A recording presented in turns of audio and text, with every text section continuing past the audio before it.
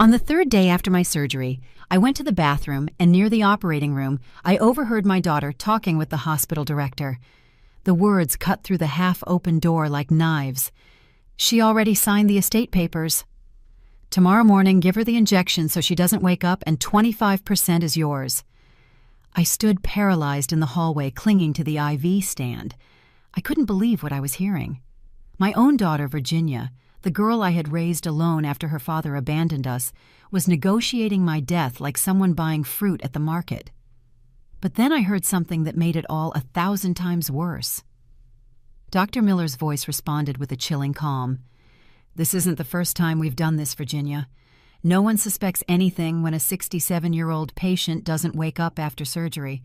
We'll say there were complications." I felt my world collapse. It wasn't just my daughter's betrayal. It was a criminal plot. A business of death they had carried out before. Now let me explain how I ended up in that hallway in that moment when I discovered that my own blood wanted to erase me from the world. It all started 3 weeks earlier when Virginia showed up at my house with that smile she always used when she needed something. I was in the kitchen making my famous lasagna, my hands covered in flour, the steam filling the room with the aroma of garlic and herbs that reminded me so much of my own mother. I had spent the whole morning cooking because I knew Virginia loved my lasagna, and it had been 2 months since she had come to visit. "Mom, it smells delicious in here," she said, walking in without ringing the bell, as if she still lived there. She gave me a quick hug, one of those hugs that mean nothing, and sat at the table with her phone in her hand. She didn't even look me in the eye. "I made your favorite," I told her, wiping my hands on my apron. "Want some coffee? I just made a fresh pot." "I don't have much time, Mom. Michael is waiting for me. I came because I need to talk to you about something important." Something important. It was always something important when Virginia came to see me. It was never just to spend time with me, to ask how I was to remember the years when it was just the two of us against the world. I sat across from her, drying my hands that still smelled of oregano and basil. "Tell me, honey, what do you need?" "Mom, I've been thinking about your health." Her voice sounded concerned, but her eyes were still glued to the phone screen. "You've been complaining about stomach pains for months. You need to have your gallbladder removed. I already spoke with Dr. Miller, the director of St. Raphael's Hospital. He's one of the best surgeons in the country, and he owes me a favor." "He can operate on you next week?" "Next week." Everything was already decided without even asking me. "I don't know, Virginia, surgeries at my age are dangerous. Besides, the pain isn't that bad. I can manage it with my diet." "Mom, don't be stubborn. If you don't have the surgery now, it could get worse. It could turn into something serious." "Do you want me to lose my mother because of your stubbornness?" That sentence hurt more than any gallbladder pain because it sounded like she cared, like she was genuinely worried about losing me. A mother always wants to believe her children love her, even when all the signs say otherwise. "Okay," I whispered, "if you think it's necessary." Virginia smiled, but it wasn't a smile of relief. It was a smile of victory. "Perfect. Oh, and Mom, there's something else. To get admitted to the hospital, they need some documents. You know, medical authorizations, insurance information, that kind of thing. Dr. Miller gave me these papers for you to sign." She pulled a thick folder from her purse and placed it on the table on top of the flour smudges. There were so many pages, small print medical terms I didn't understand. "Shouldn't you explain what I'm signing?" "Mom, they're just standard hospital forms.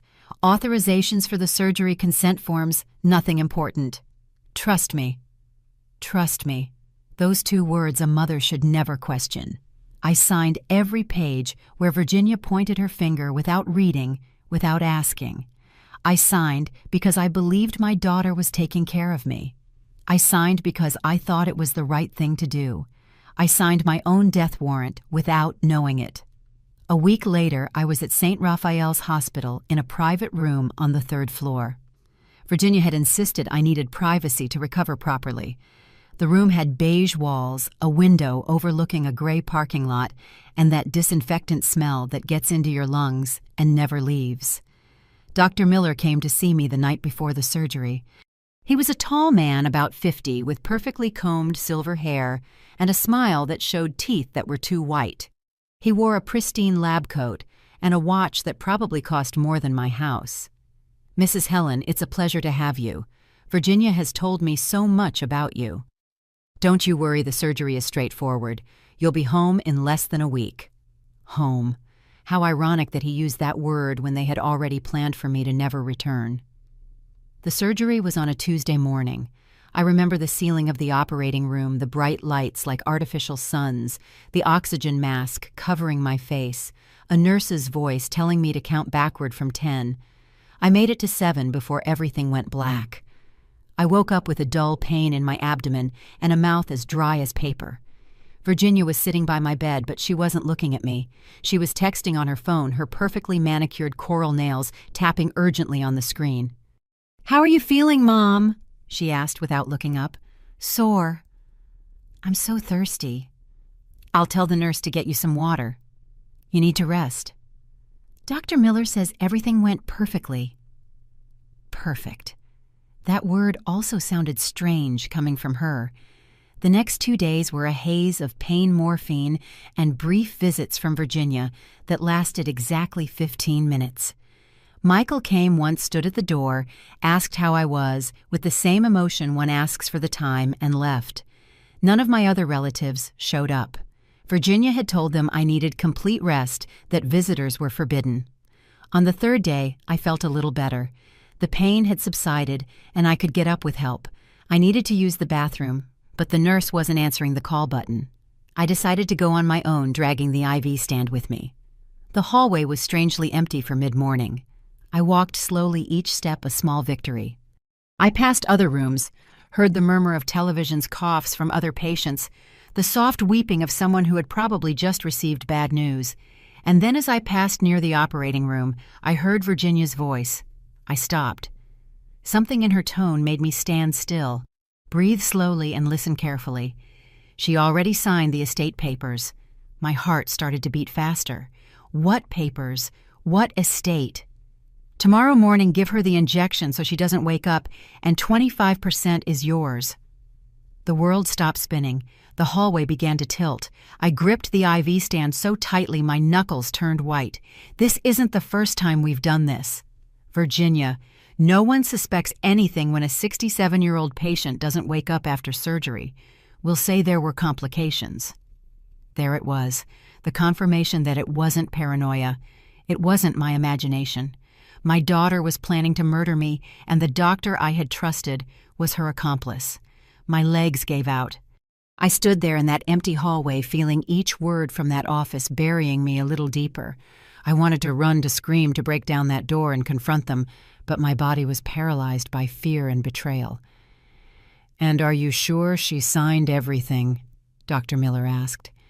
His voice was so casual, as if they were discussing the lunch menu. "Completely sure.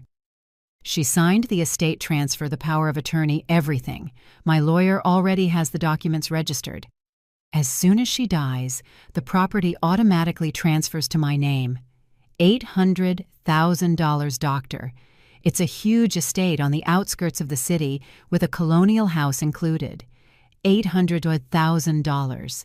That was the value of my life to my own daughter. The estate my mother had left me, where Virginia had grown up, where we had planted trees together, where I had taught her to ride a bike. All reduced to a number in a bank account. Michael already has interested buyers," Virginia continued. "People from the city who want to turn it into a boutique hotel. They want to pay in cash, quick and clean." "Perfect," Miller replied. "Then tomorrow at 6 in the morning. That's when the nurses change shifts. Fewer witnesses. I'll inject potassium chloride directly into the IV. It will cause an immediate cardiac arrest. It will look completely natural. I've used this method 4 times before. It never fails. 4 times before. There were others, other children, other families, other elderly people murdered in this hospital while everyone believed it was God's will or complications of old age. And the autopsy," Virginia's voice sounded worried now. "There won't be an autopsy. I sign the death certificate. I'll put down post-operative complications. Age-related heart failure. It's what I always write. The authorities never question my word. I've been the director of this hospital for 15 years. Helen was 67 and just had surgery. It all makes sense. I felt sick. Not from the surgery, but from the ease with which they talked about killing me, as if I were just a piece of paperwork, an obstacle between them and the money. "My brother doesn't suspect anything, does he?" Virginia asked. Then I remembered I had a brother, Stephen, who lived in another state. He didn't even know I was in the hospital. "Nobody suspects a thing. Besides, you're the sole legal heir according to the documents she signed. Your brother won't be able to claim anything." I heard a chair scrape.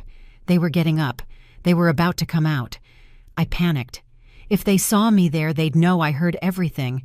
Maybe they'd move up the plan. Maybe that injection would come tonight instead of tomorrow. I desperately turned the IV stand and started walking back to my room as fast as my post-op body would allow. Every step was agony. The surgical wound burned. I felt like the stitches would burst, but I couldn't stop. I reached my room just as I heard the office door open. I got into bed, closed my eyes, and tried to control my ragged, noisy breathing. My heart was pounding so hard I was sure they could hear it from the hallway. I heard Virginia's heels approaching. She entered my room. I lay completely still, pretending to be asleep, praying she wouldn't notice the cold sweat on my forehead, the trembling of my hands under the sheets. "Still sleeping," Virginia muttered. I felt her presence near my bed. I could smell her expensive perfume, that scent of jasmine and vanilla that I once found elegant and now made me sick. She stood there for several seconds that felt like hours. Was she thinking of doing it right now? Was she considering suffocating me with the pillow to speed things up? Finally, I heard her footsteps moving away. The door closed softly. I opened my eyes and stared at the ceiling. Tears started rolling down my cheeks, and I couldn't stop them. They weren't tears of sadness.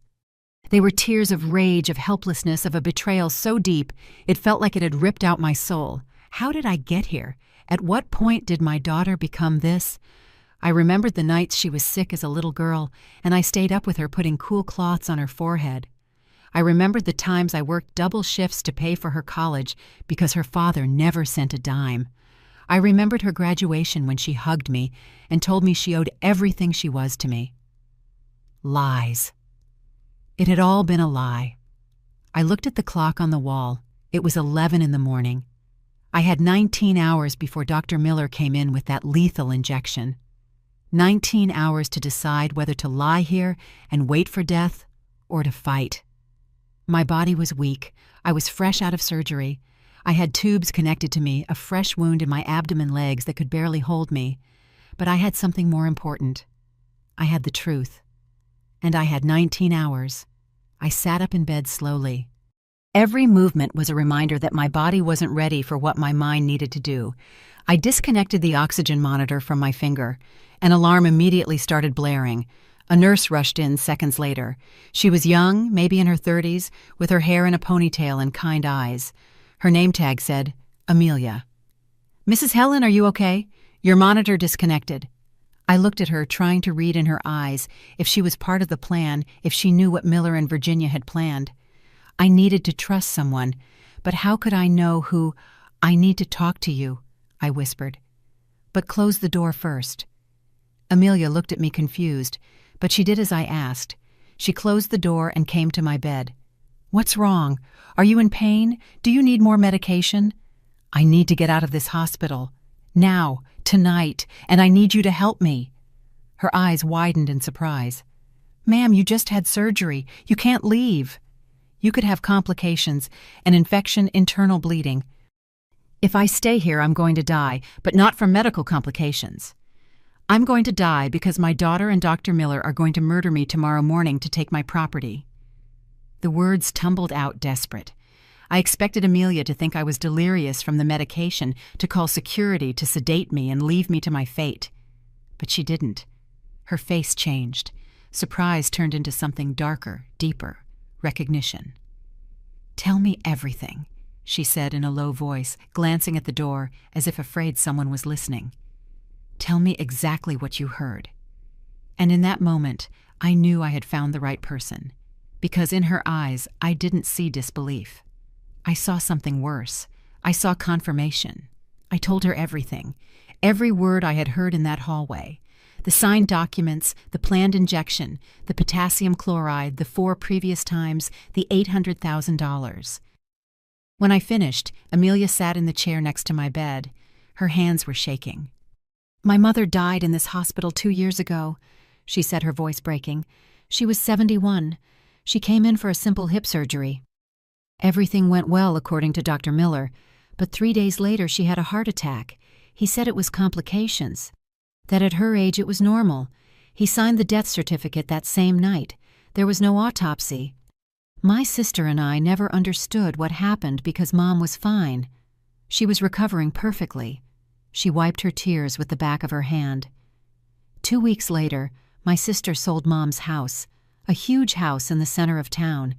It was worth about $1 million. I never saw a cent. My sister said Mom had signed papers leaving everything to her before she died. The silence between us was heavy thick with shared pain and anger. "Help me get out of here," I begged. "Help me and I'll help you find out what really happened to your mother." Amelia nodded. "My shift ends at 10 tonight. There are fewer staff around then. I'll bring you regular clothes and disconnect your IV. You'll have to walk to the parking lot. Do you think you can do it? I'll walk if I have to crawl." The next few hours were the longest of my life. Every minute dragged on as if time itself knew I was in danger. Virginia came back at 3 in the afternoon with Michael. They walked into my room with faces of concern so fake they made me want to throw up. "Mom, how are you feeling?" Virginia leaned down to kiss my forehead. Her breath smelled of expensive coffee and lies. I had to use all my willpower not to pull away, not to scream in her face that I knew everything. "Tired," I murmured, keeping my eyes half closed. "It hurts a lot. Dr. Miller says that's normal. You'll feel better tomorrow." Michael smiled from the doorway, hands in his pockets, checking his watch as always. Tomorrow. Of course, tomorrow I wouldn't feel anything because I'd be dead. "Do you need anything, Mom? Do you want me to stay with you tonight?" Virginia asked, but she was already checking her phone again. She didn't expect me to say yes. She never expected me to say yes. "No, honey, you go rest. I'll be fine." "Okay, we'll be back early tomorrow." She got up quickly, clearly relieved to be leaving. Michael was already in the hallway. "I love you, Mom. I love you." Those words that once filled my heart now sounded hollow rotten, like fruit that's beautiful on the outside, but spoiled within. They left. I heard their footsteps fade down the hall, their voices whispering something I couldn't make out, and then silence. I closed my eyes, and the tears came again. I couldn't control them. I cried for the daughter I thought I had and who never existed. I cried for all the years I spent working to give her everything. I cried for the foolish woman who had signed those documents without reading them because she blindly trusted her own blood. But after the tears comes anger, and anger is much more useful than sadness. At 7 they brought dinner, a watery soup that tasted like cardboard and green gelatin that looked like melted plastic. I didn't touch it. I needed to be alert. I needed strength for what was coming. Amelia came in at 8 to check my vitals. There was another nurse with her, an older woman who eyed everything with suspicion. Amelia didn't look at me. She just did her job silently and left. I understood the message. Not yet. We had to wait. 9 o'clock arrived with torturous slowness. I heard the shift change in the hallway voices saying goodbye, hurried footsteps of people leaving. The hospital grew quieter, darker, as if it knew terrible things happened within its walls when the world was asleep. At 9:30, Amelia came in. She was alone this time, carrying a cloth bag. She locked the door from the inside. "We have 20 minutes," she whispered. "After that, the supervisor makes her rounds, and if she doesn't find you here, all the alarms will go off." She pulled gray sweatpants, a white long-sleeved shirt, and a pair of old sneakers out of the bag. "They're mine. They'll be big on you, but it's the best I could do without raising suspicion." She helped me sit up. The pain in my abdomen was intense, like someone twisting a knife inside me. I took a deep breath. I choked back a moan and let Amelia remove the hospital gown. Seeing my body was a shock. The surgical wound was a red swollen line covered with bandages. I had bruises everywhere from injections and IVs. It looked like a battlefield. "This is going to hurt," Amelia warned as she started to disconnect the IV. She was right. The sting when she pulled the needle out made me bite my lip until it bled to prevent myself from screaming. She helped me get dressed. Every movement was torture. Raising my arms to put on the shirt made me see stars. Bending over to put on the pants almost made me pass out, but I did it. I got dressed as if I were putting on armor for war. "Now listen carefully," Amelia said as she helped me put on the sneakers. "We're going out through the service stairs. They're at the end of the hall near the supply closet. Nobody uses them at this hour. We'll go down 3 floors. I'll take you to my car in the staff parking lot. It's an old white car. It won't attract attention. And after that, I can't go to my house. Virginia probably has it watched. I have a friend, Rose. She lives alone on the outskirts of the city. She'll help us. She's trustworthy, I promise." Rose. The name sparked a memory. Rose Mendoza, who lived in my neighborhood about 40 years ago. Amelia looked surprised. "Yes, you know her. She was my best friend when we were young. We lost touch when I got married and moved away. Fate has strange ways of closing circles. Then she'll be happy to see you. Now let's go. We don't have time." She helped me stand up from the bed. My legs were shaking like jelly. Amelia put my arm over her shoulders and held me firmly by the waist. Like that stuck together, we went out into the hallway. The corridor was dimly lit. Only every third fluorescent light was on to save energy. Our footsteps echoed in the silence. Every door we passed seemed to hide watchful eyes. We reached the supply closet. Amelia opened the door next to it, the one to the service stairs. The air that came out smelled of dampness and neglect. These were the stairs nobody used, the ones that existed only for emergencies or for cleaning staff to move their carts without bothering patients. "Hold on to the railing," Amelia instructed me. "Let's go slow. 1 step at a time." We started down. Each step was agony. I felt the stitches from my surgery stretching like something inside me was going to break. Sweat ran down my back. Halfway down the 2nd floor, I had to stop. "I can't, Amelia. It hurts too much." "Yes, you can. Think about your daughter waiting for you to die tomorrow. Think about Dr. Miller preparing that injection. Think about all the people they killed before you. Are you going to let them win?" She was right. The anger gave me strength again. I kept going down step after step, floor after floor, until we finally reached the ground floor. Amelia opened the door carefully. We were in a service hallway near the hospital kitchen. I could smell reheated food and industrial disinfectant.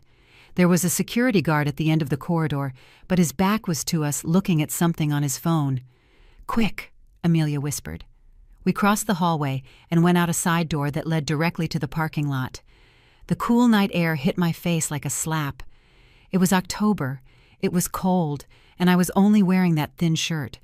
But that air meant freedom. It meant I was still alive. The parking lot was poorly lit. Shadows of trees moved with the wind, creating threatening shapes. Amelia led me between the cars until we reached a small white one with a dented rear bumper. "Get in quick," she said as she opened the passenger door. I collapsed into the seat. The pain was unbearable now. I felt something wet on my abdomen. I looked down and saw a red stain spreading on the gray sweatpants. "I'm bleeding," I said in a shaky voice. Amelia saw the stain and turned pale. "Damn it, some stitches must have opened." "Hold on. We're going to Rose's. She'll know what to do." She started the car and we drove out of the parking lot. I looked in the side mirror and saw St. Raphael's Hospital receding. That white building where I had entered trusting they would heal me, which was actually my planned grave. We drove in silence through empty streets. It was almost 10 at night, and the city looked like a ghost town. The streetlights passed by, creating hypnotic patterns. I pressed on my abdomen, trying to stop the bleeding, feeling my shirt soak with warm blood. "How much longer?" I asked weakly. 20 minutes. Hold on. "Helen, we're almost there." 20 minutes. 20 minutes in which I could bleed out. 20 minutes in which the hospital would discover my absence. 20 minutes in which Virginia would get the call saying her mother had escaped. I closed my eyes and tried not to think about the pain. I tried not to think about the blood. Instead, I thought about all the years I had lived being invisible, being the perfect mother, the self-sacrificing woman, the one who always gave and never asked for anything in return. I had spent 67 years pleasing others, putting their needs before my own, believing that was the definition of love. But love doesn't kill you. Love doesn't negotiate your death for money. Love doesn't sign your death warrant with a fake smile. I opened my eyes with new determination.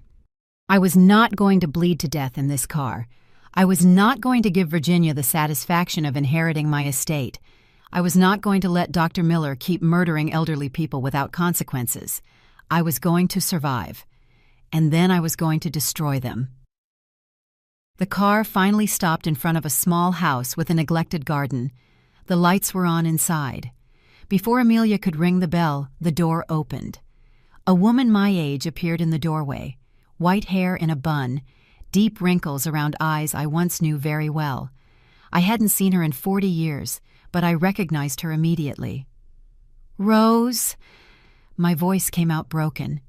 She stared at me, and I saw her eyes fill with tears. "Helen, oh my God, it's you."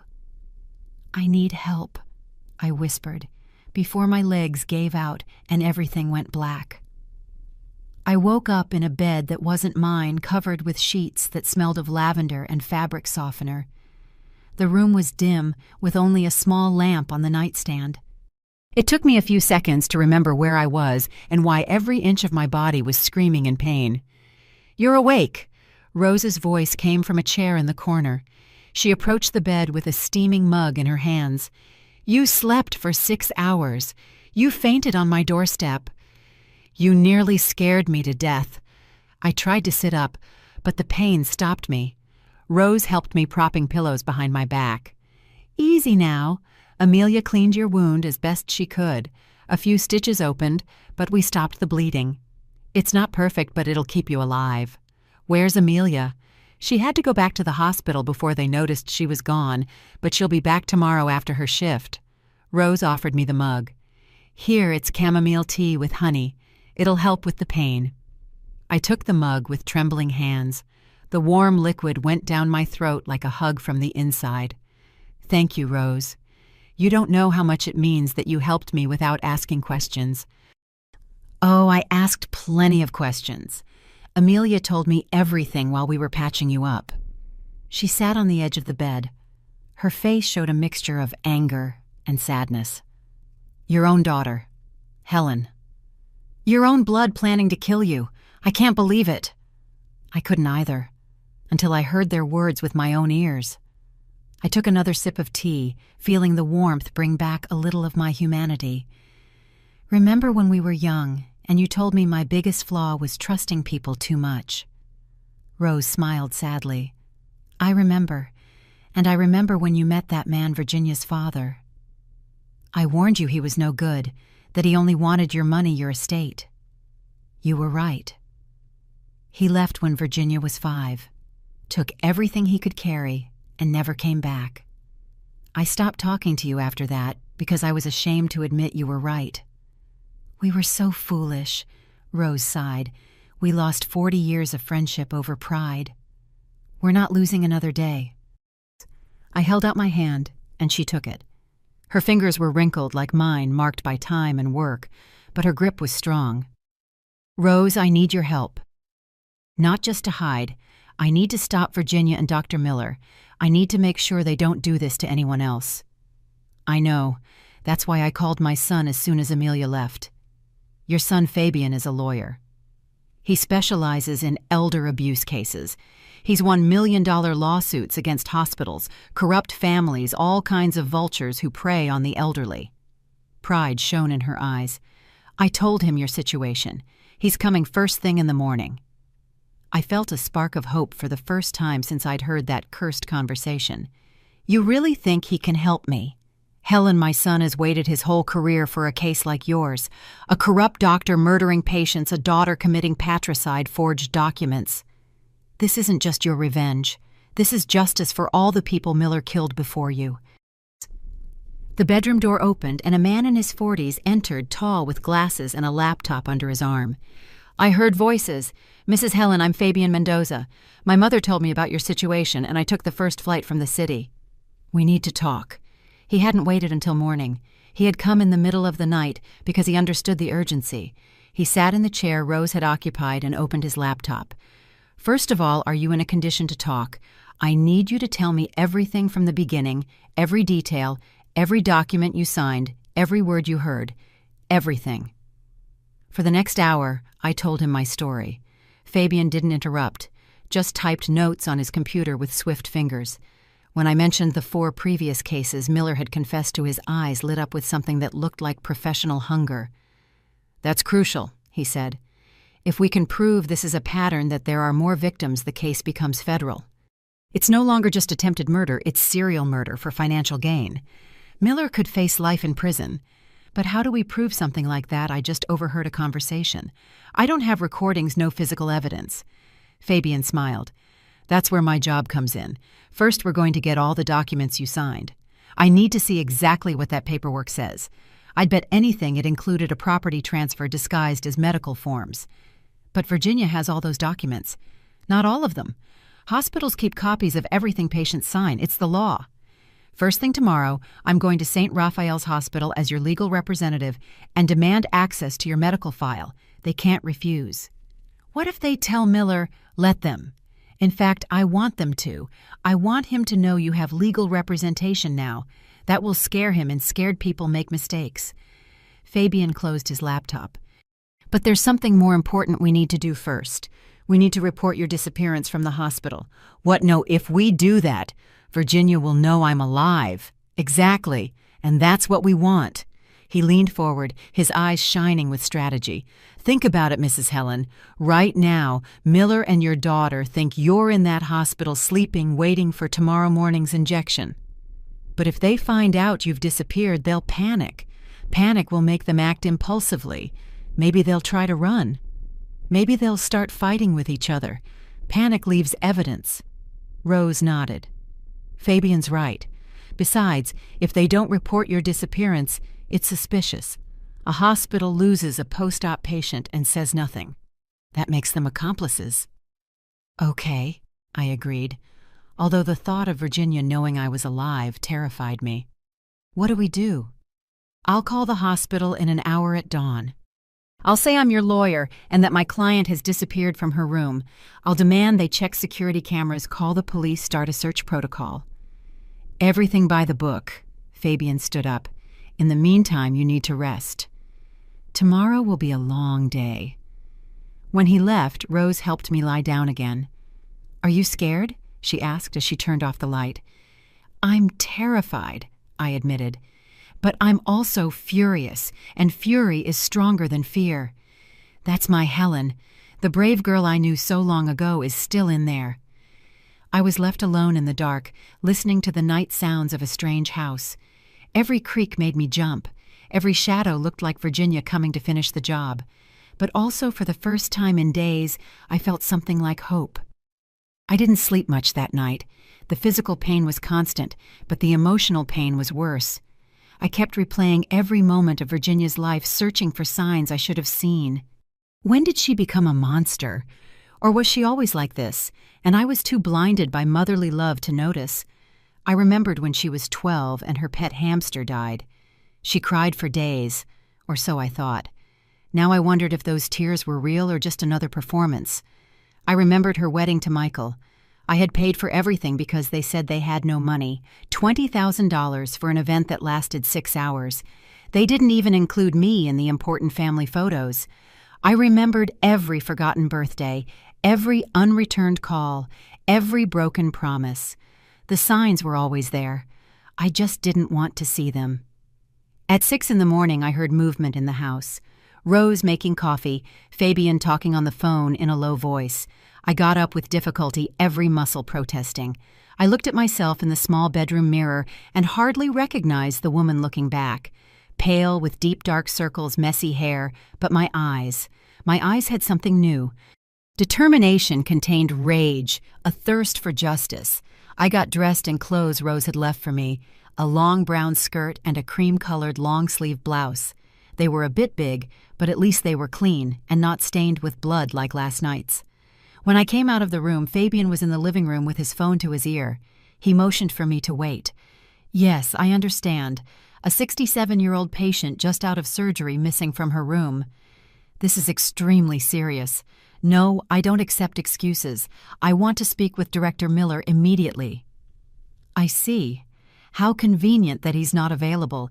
Then I'll speak with the assistant director. Yes, I'll wait. He covered the phone with his hand and whispered to me. They're in a total panic. They say they checked your room at 6 this morning and you were gone. They've been looking for you all over the hospital for the last half hour. I felt a dark satisfaction imagining Miller getting that news. I imagined his face of horror realizing his victim had escaped. Yes, I'm here. Fabian went back to the phone. Assistant Director Davis, this is Attorney Fabian Mendoza, and I represent Mrs. Helen Torres. My client disappeared from your hospital under extremely suspicious circumstances. I demand immediate access to all security footage, her complete medical file, and the names of all staff who had contact with her in the last 24 hours. Furthermore, I want an explanation as to why Director Miller is suddenly unavailable when a critical patient disappears under his supervision. There was a long pause. I could hear a shrill female voice on the other end, though I couldn't make out the words. I don't care about your internal policies. Fabian's voice turned hard as steel. You have 2 hours to gather everything I've asked for, or I will file a lawsuit not only for medical negligence, but for possible involvement in an attempted murder. And believe me, Assistant Director, when the media finds out a private hospital lost an elderly post-op patient, your reputation will be destroyed. 2 hours. He hung up and looked at me with a fierce smile. The game has begun. Fabian's phone started ringing 20 minutes later. It was an unknown number. He put it on speaker so we could all hear. Mendoza. The voice was male, smooth, controlled. I recognized that tone immediately. It was Dr. Miller. Speaking. Who is this? This is Dr. Miller, director of St. Raphael's Hospital. I just learned about the situation with Mrs. Helen Torres. I want to assure you we are doing everything possible to locate her. We have staff searching the entire hospital. We've reviewed the security cameras. And what did you find on those cameras? There was a pause. Nothing conclusive yet. It appears she left through the service stairs around 10 p.m., but we lose her trail after that. How convenient that your cameras work in some places, but not others. Mr. Mendoza, I assure you there is nothing sinister here. Mrs. Torres just had surgery. She was probably confused from the medication.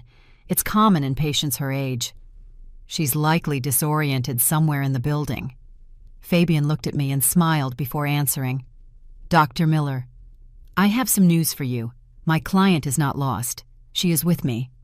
She is perfectly lucid and has a lot to say about the conversation she overheard in your hospital. The silence on the other end was deafening. I could imagine Miller's face turning pale, his mind racing to calculate how much I knew, how much I had told.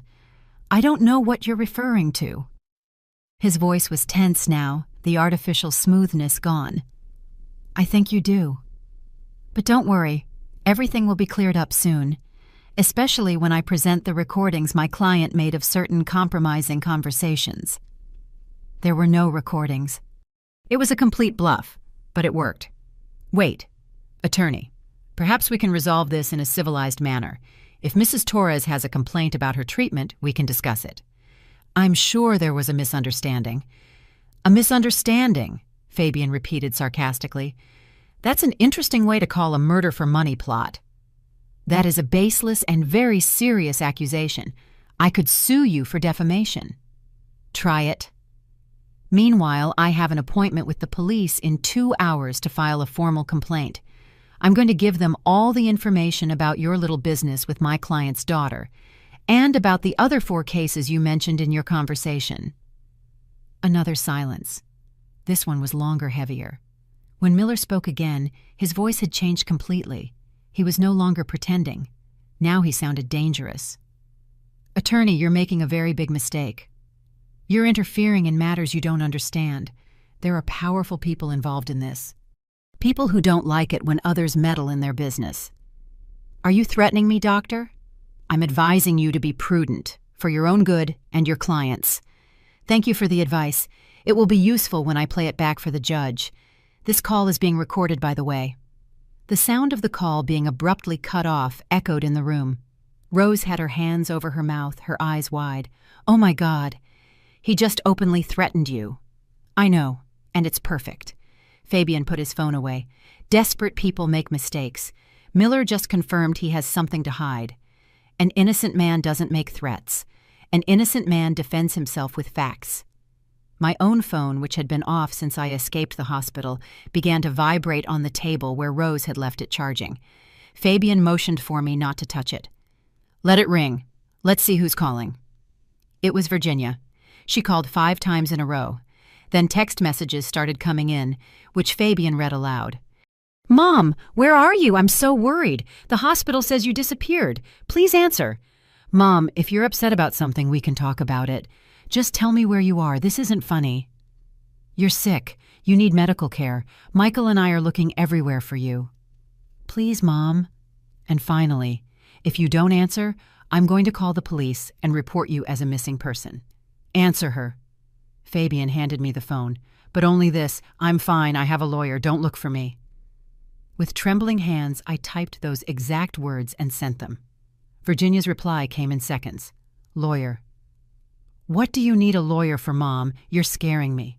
What did they tell you? Who put ideas in your head?" I didn't reply. Fabian told me to turn the phone off again. "Perfect. Now she knows you're conscious and protected." "That will force her to make a move. She'll probably call Miller. They'll argue. Maybe they'll fight.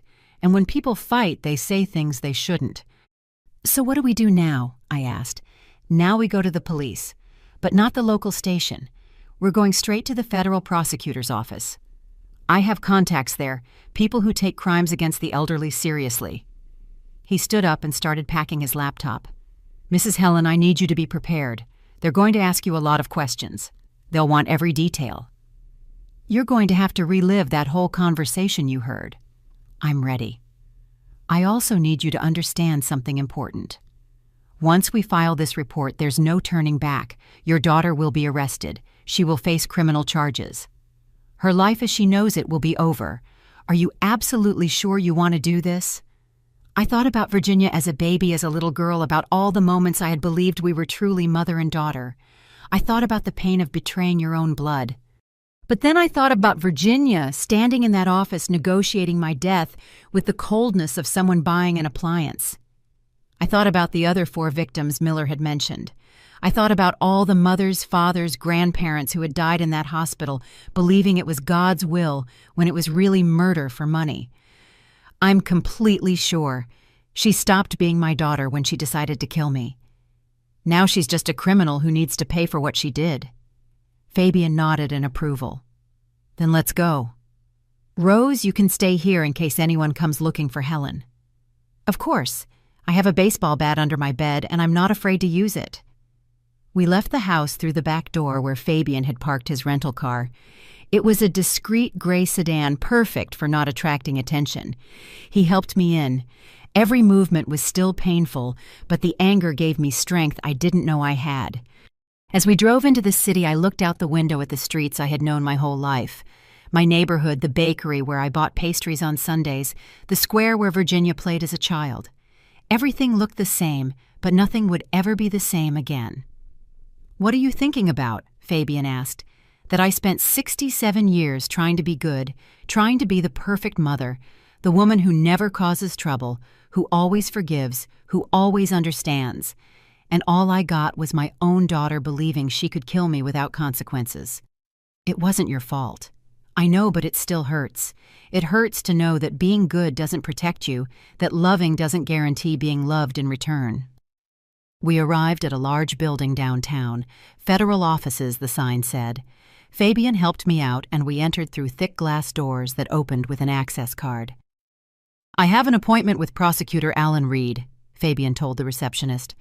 We were shown to an office on the 5th floor.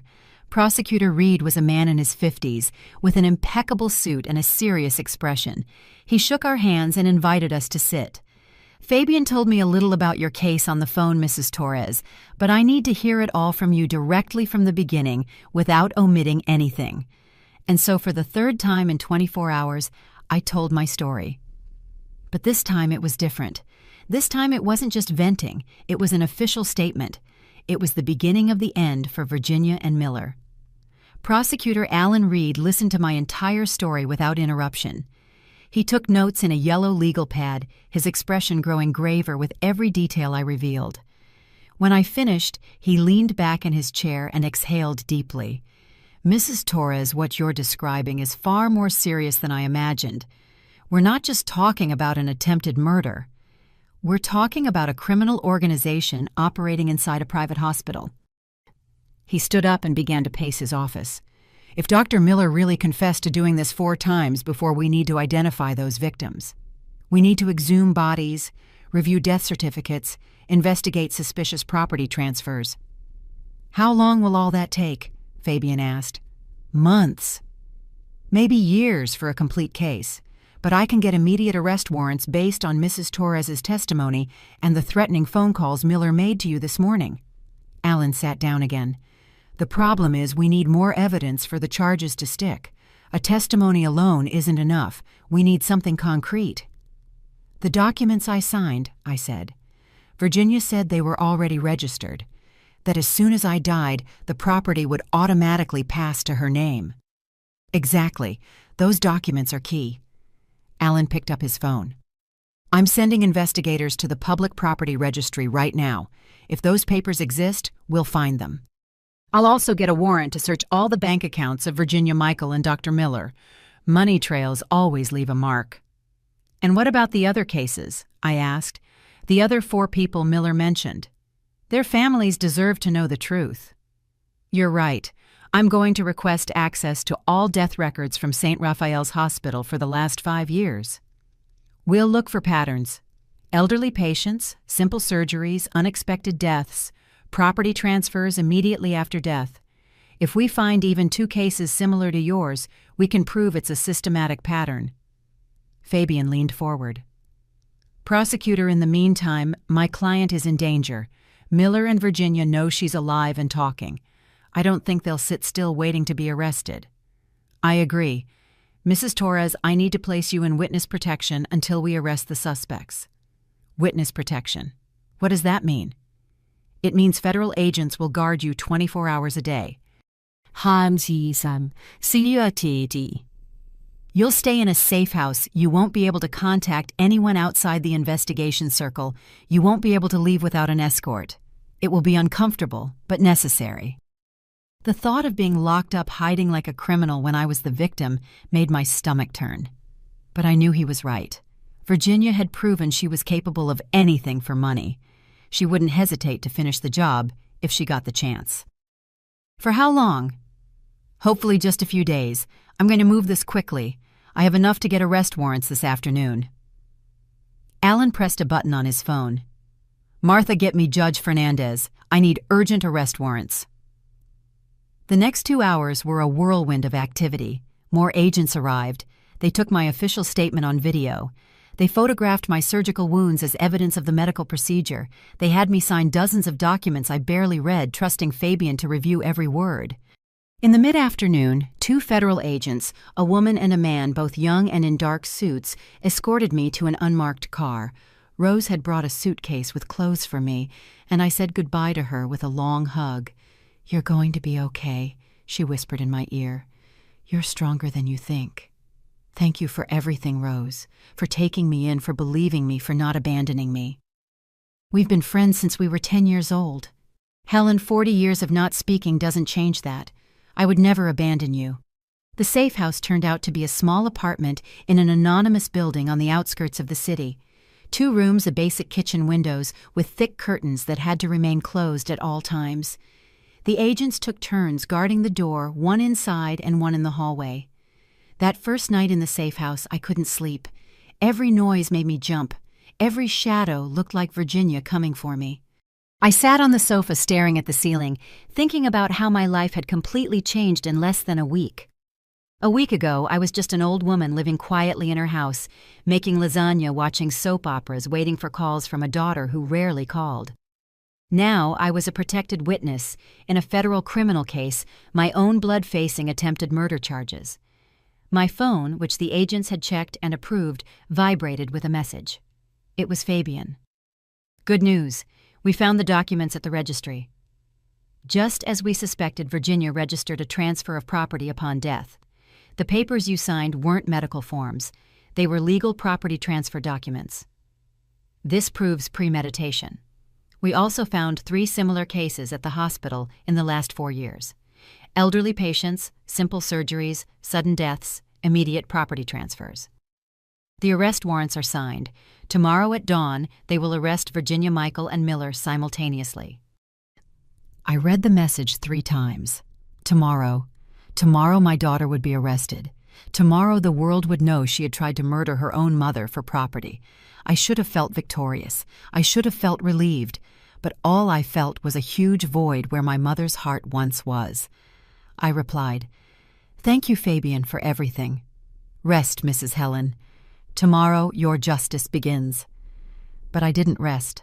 I stayed up all night imagining the moment of the arrest. Would Virginia scream? Would she cry? Would she try to deny everything? Or would she finally show her true unmasked face? At 5 a.m, one of the agents brought me coffee. "Prosecutor Reed authorized you to watch the news if you want. The arrests will begin in an hour. It will probably be on all the channels." I turned on the TV and waited. The morning news showed the weather, traffic, unimportant stories. And then at 6:30 in the morning, the screen switched to a special report. Federal operation at private hospital. Director arrested for murdering patients. My heart beat faster. There was St. Raphael's Hospital on the screen, surrounded by patrol cars with flashing lights. Federal agents entering in formation. And then the image I had been waiting for and dreading at the same time. Dr. Miller coming out of the hospital in handcuffs, his white coat now wrinkled and stained, his panicked face captured by dozens of cameras. He was no longer the elegant man with the perfect smile. He was a criminal on display for the world. Dr. Miller Salazar, director of St. Raphael's Hospital, was arrested this morning, accused of multiple murders of elderly patients for financial gain. According to prosecution sources, he operated a criminal network that included relatives of the victims. The image then changed to another scene, a house in a neighborhood I recognized. Virginia's house, agents knocking on the door, Michael opening it in his pajamas, confused. And then Virginia appearing behind him and her face when she saw the handcuffs. That face will be etched in my memory forever. It wasn't fear, it wasn't surprise. It was pure rage. Rage that her plan had failed. Rage at being discovered. She screamed something the cameras didn't catch clearly, but I knew what she was saying. She was cursing. She was blaming me. Even in her moment of defeat, I was the villain of her story. I watched the arrests replayed on every news channel. Each station had a different angle, but the story was the same. A respectable hospital turned into a scene of murder for money. A daughter who tried to kill her mother. A doctor who betrayed his Hippocratic oath. My name didn't appear in the initial news reports. Prosecutor Reed had protected me, referring to me only as the surviving victim who exposed the criminal network. But I knew it was only a matter of time before my identity came out. In small towns like ours, secrets didn't last long. Fabian arrived at the apartment that afternoon with a tired smile and a thick folder under his arm. "We have more than we expected," he said, dropping onto the sofa. When they arrested Miller, he tried to make a deal. He offered to provide information on other cases in exchange for a reduced sentence. And what did he say? He confirmed the 4 previous cases. He gave us names, dates, amounts. He even kept records. Can you believe it? He had a hidden notebook in his office with everything documented. Amounts he received, properties transferred, methods used. The man is a sociopath, but he's also meticulous. Why would someone keep evidence of their own crimes? Ego, control, or maybe as insurance in case his partners tried to betray him. Fabian opened the folder. Here are the confirmed victims. Mr. Stephen Vargas, 72 years old. Died after hip surgery. His niece inherited a house valued at $500,000. Mrs. Amelia Reyes, 70 years old. I stopped him. You said Amelia Reyes? Yes, do you know her? She's the mother of the nurse who helped me escape. Amelia told me her mother died in that hospital, and she always suspected something was wrong. Fabian closed his eyes, processing the information.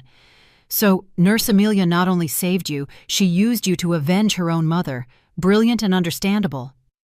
Where is she now? Did they arrest her too? No. She cooperated with the investigation from the beginning. In fact, she went to the prosecutor with additional information about irregularities at the hospital. She's being treated as a protected witness just like you. I felt relieved. Amelia didn't deserve to be punished for helping me. She had lost her mother to the same greed that almost killed me. And Virginia? I asked, though I wasn't sure I wanted to know the answer. What did she say when they arrested her? Fabian hesitated. Are you sure you want to know? I need to know. She denied everything. Said you were senile, that you were making up stories, that the documents you signed were legitimate, and you knew exactly what you were signing. She blamed Dr. Miller for manipulating her, said he convinced her that you wanted to die, that you were suffering, and it was an act of mercy. The words hit me like punches. Even now caught exposed, Virginia continued to deny her guilt. She continued to try to paint me as the crazy one, the confused one, the liar. And Michael, he broke down in the first hour of questioning. He confessed everything, said Virginia planned everything for months, that she was the one who contacted Miller, who researched his previous cases, who convinced him to include her in the next plan. Michael says he was just following orders, that he was afraid of Virginia. Afraid of Virginia. Apparently your daughter has a temper she kept hidden. Michael showed pictures of bruises, threatening messages. He says she controlled all the money, all the decisions. That if he didn't cooperate, she would leave him with nothing. A twisted part of me felt something like satisfaction. Virginia had spent years making me feel small, insignificant, dramatic. Now the world saw who she really was. The trial will be in 3 months, Fabian continued. Miller has already pleaded guilty in exchange for testifying against Virginia. Michael will also cooperate. With their testimony plus yours plus the documentary evidence, Virginia will face 25 to 30 years in prison. 30 years. My daughter would spend the rest of her useful life in a cell. I should feel victorious. Instead, I just felt tired. The following days were strange. I lived in that small apartment, protected but a prisoner. Rose visited me twice a week, always escorted by agents. She brought me homemade food magazines, neighborhood gossip that no longer interested me. People are talking, she told me on one of her visits. Some say you're brave.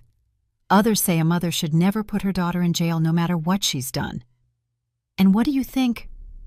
I think you did what you had to do, and I think the people criticizing you weren't in that hallway listening to their own daughter negotiate their death.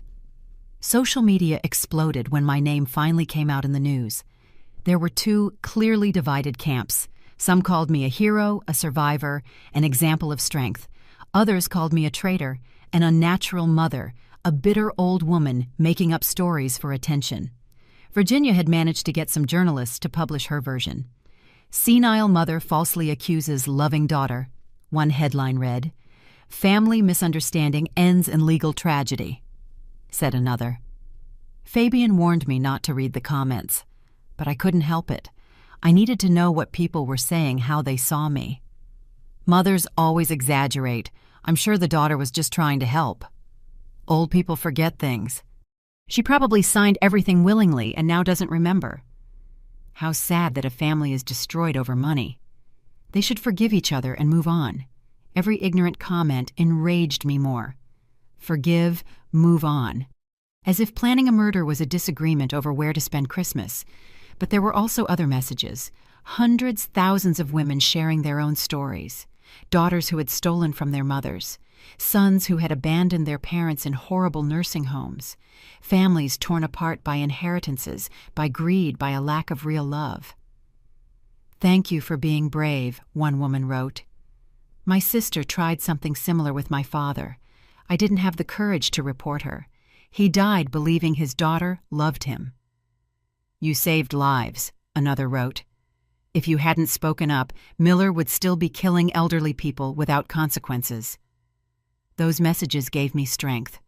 They reminded me why I had agreed to testify, despite the pain, despite the public shame, despite knowing I would lose my daughter forever. I hadn't really lost her. I never had her. The Virginia I loved, the one who existed in my memories and hopes, was never real. She was an illusion I had created because I needed to believe my sacrifice had been worth it. A month after the arrest, Fabian came with unexpected news. "The families of the other victims want to meet you, specifically Nurse Amelia and her siblings. Would you be comfortable meeting them?" The meeting was arranged at the prosecutor's office. It was a neutral, safe space with enough privacy to share grief without spectators. Amelia arrived with two other people: a man in his 40s who introduced himself as her younger brother, and an older woman who turned out to be her aunt. They all had red eyes from crying so much. "Mrs. Helen." Amelia hugged me tightly. "Thank you. Thank you for having the courage I didn't have." "You saved my life, Amelia. I should be thanking you." "When my mother died, I knew something was wrong. I felt it in my bones, but I had no proof, no way to prove it. My sister had manipulated everything perfectly. Her tears were flowing freely now. I spent 2 years hating myself for not doing anything. And then you came along and I heard your story, and I knew God was giving me a second chance." Her brother spoke then. "Our older sister, the one who inherited everything, fled the country when the arrests were announced. She's somewhere in Europe spending Mom's house money, but at least now we know the truth. We know Mom didn't die of natural causes. She was murdered, and even though we can't bring her back, we can honor her memory by making sure Miller pays." The 3 months leading up to the trial passed in a strange haze of legal preparations and therapy. Prosecutor Reed insisted I see a psychologist specializing in family trauma. At first I resisted. I wasn't crazy, I didn't need therapy. But Fabian convinced me. "It's not because you're crazy, Helen. It's because no human being should process what you've been through alone. You need help to heal." The doctor's name was Patricia. She was a woman in her 50s, with a soft voice and infinite patience. In our first session, I just cried. I cried for 2 hours straight, releasing decades of pain I had stored up, pretending to be strong. "Tell me about Virginia when she was a child," she asked in the 3rd session. And so I began to dig through memories I had buried. I remembered things I had conveniently forgotten, like when Virginia was 8 and drowned the neighbor's cat because it meowed too much. I had excused it as a childhood accident. Or when she was 15 and stole money from my wallet. And when I confronted her, she made me feel guilty for not trusting her. Or when she turned 21 and asked me to co-sign a loan she never paid, ruining my credit. The signs were always there. I just didn't want to see them because accepting them meant admitting I had failed as a mother. "You didn't fail," Patricia told me firmly. "Virginia was born with something broken inside. Some people simply lack empathy. You can be the best mother in the world and still raise someone incapable of genuine love. It's not your fault." Those words freed me from a guilt I had carried without knowing it. It wasn't my fault. I had done the best I could with what I had. The rest was Virginia's responsibility. Meanwhile, the case grew. Prosecutor Reed uncovered 2 additional victims, bringing the total to 7 elderly people murdered in 5 years. Each family had the same story: simple surgery, unexpected death, quick property transfer, Dr. Miller signing certificates without autopsies. The hospital faced million-dollar lawsuits. Several staff members were fired for negligence. The board of directors resigned en masse. St. Raphael's Hospital, which had been a respected institution for 30 years, was now synonymous with corruption and death. 2 weeks before the trial, I received a letter. It came from the prison where Virginia was awaiting trial. Fabian handed it to me with a serious expression. "You don't have to read it if you don't want to." But I needed to read it. I needed to see if she would finally show some remorse, some humanity. I opened the envelope with trembling hands. The handwriting was Virginia's, that perfect script I had taught her when she was 6. "Mom, I hope you're proud of yourself. You destroyed our family over a misunderstanding. All I did was think about your future, to make sure you didn't end up alone and abandoned in a horrible nursing home. But you, in your senile paranoia, misinterpreted my intentions. You hired expensive lawyers, publicly humiliated me, took everything from me. Now I'm in prison while you play the victim for the cameras. I hope you can live with that guilt. I hope that when you're really dying alone because you have no family left, you remember this moment and regret it. Your daughter who once loved you, Virginia." I read the letter 3 times, looking for even one word of apology, one acknowledgement of what she had done. There was nothing. Just manipulation, gaslighting to the very end, trying to make me feel guilty for surviving. "What does it say?" Fabian asked. "It says she's still the same person who negotiated my death. It says she's learned nothing." I tore the letter into small pieces. "And it confirms that I made the right decision."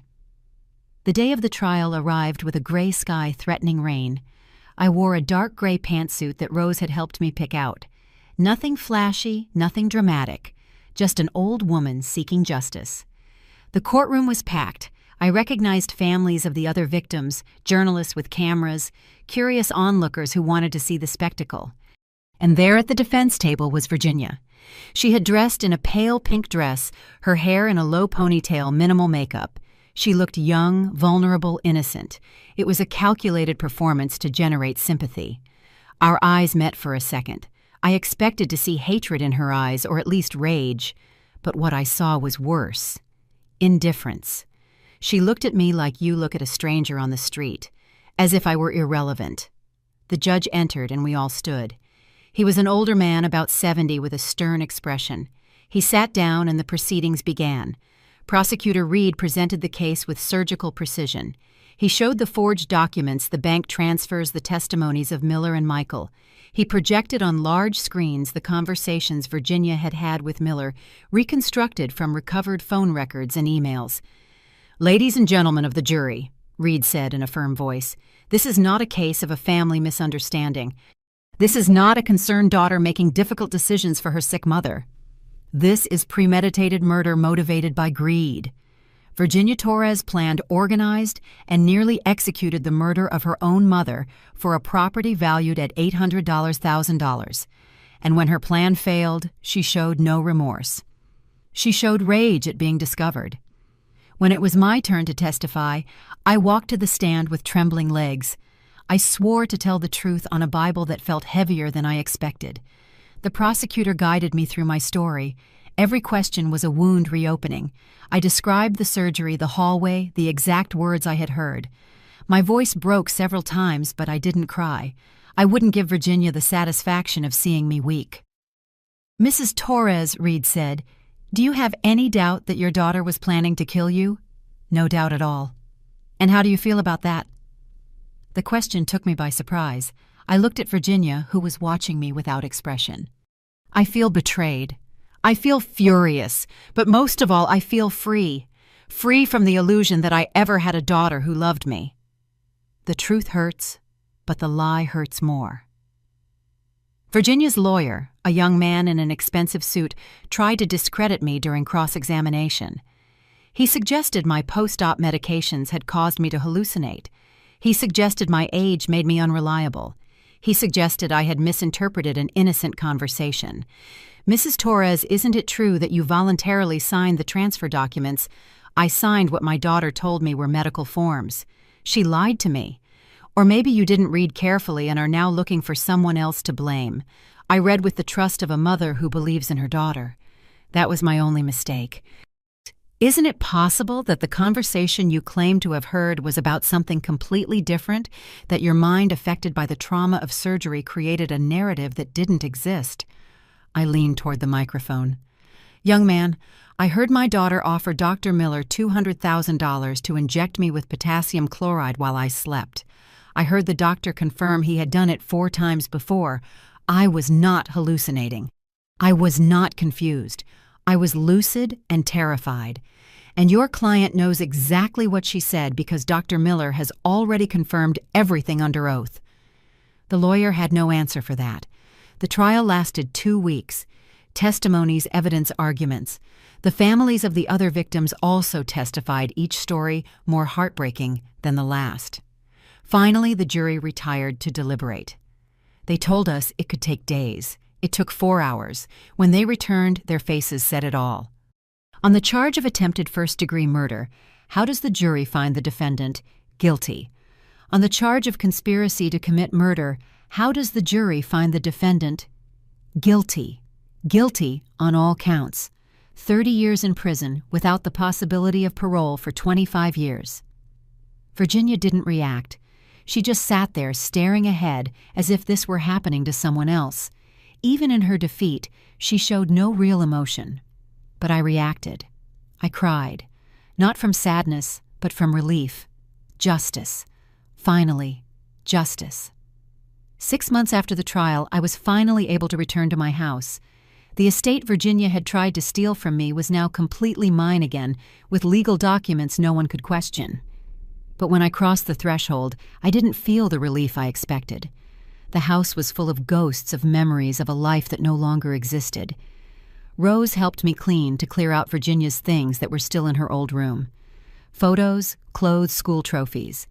Everything went into boxes that I donated without a second glance.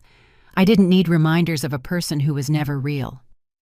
"What are you going to do now?" Rose asked, as we drank coffee in the kitchen that I had once filled with the smell of lasagna. "Live," I answered simply. "For the first time in 67 years, I'm going to live for myself."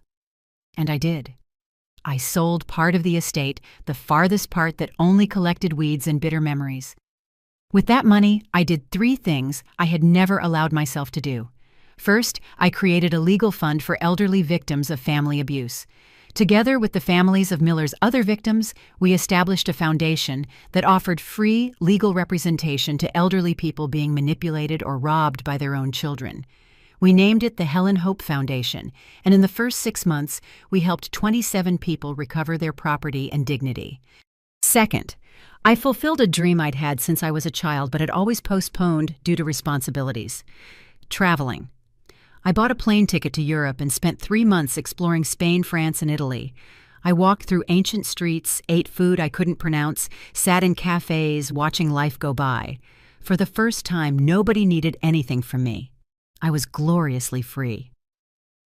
In Rome, I met a group of women my age, all traveling alone for different reasons: divorces, widowhood, ungrateful children. We became instant friends, sharing stories and wine on terraces overlooking the Colosseum. One of them, a Spanish woman named Mercedes, told me something I'll never forget. "We spend the first half of our lives being what others expect. The second half is for being who we really are." She was right. I had spent 67 years being the good mother, the obedient wife, the woman who never caused trouble. The last years of my life would be different.